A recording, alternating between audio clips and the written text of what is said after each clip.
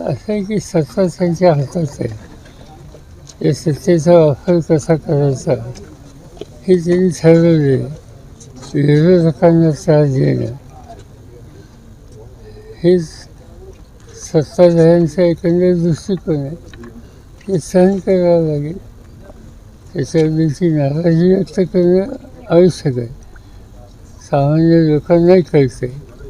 पण सामान्य लोकांना या पद्धतीची वर्तणूक विरोधकांना दिली जाते ही फसवणूक ठरेल असं मला वाटत नाही. पण याचा फायदा होईल महाविकास आघाडीला उलट? याचा असं फायदा दिला ही गोष्ट असं काहीतरी फार मोठा निवडणुकीवर परिणाम होईल अशी नाही आहे.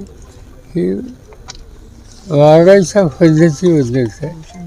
काल राज ठाकरेंची टी व्ही 9ला मुलाखत झाली. त्यांनी असं म्हटलं की पुण्यात भुजबळांना पुणेरी पगडी घालून फुलेंची पगडी घातली, हीच पगडी घाला म्हणणं हा शरद पवारांचा जातीवाद असं त्यांनी म्हटलं राज ठाकरेंनी. ठीक आहे सर, काही बोलण्याचं त्यांचं वैशिष्ट्य ते बोलले, त्याच्याकडे दुर्लक्ष करणं हे माझी भूमिका आहे. काल अजितदादांनी पण म्हटलं की लोकसभेत तुम्ही पवारांच्या वयाचा विचार करता आमचा कार्यक्रम केला, आता आम्ही तुमचा कार्यक्रम स्वीकारला असं बारामतीत अजितदादा बोलले. बघूया आता मतदान आहे त्यावेळी साहेब, आज पुण्यामध्ये नरेंद्र मोदींची सभा होते, काय सांगाल?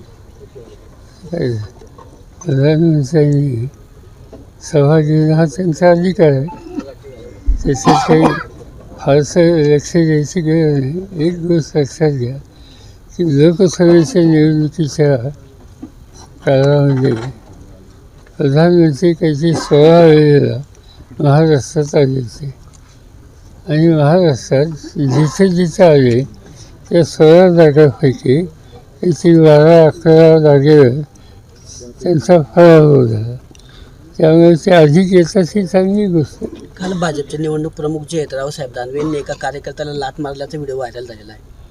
असं आहे की त्या पक्षामध्ये सहकार्यांना कसं वागवलं जातं त्याचं लक्षण आहे. त्यापेक्षा काय सांगायचं. एबीपी माझा, उघडा डोळे बघा नीट.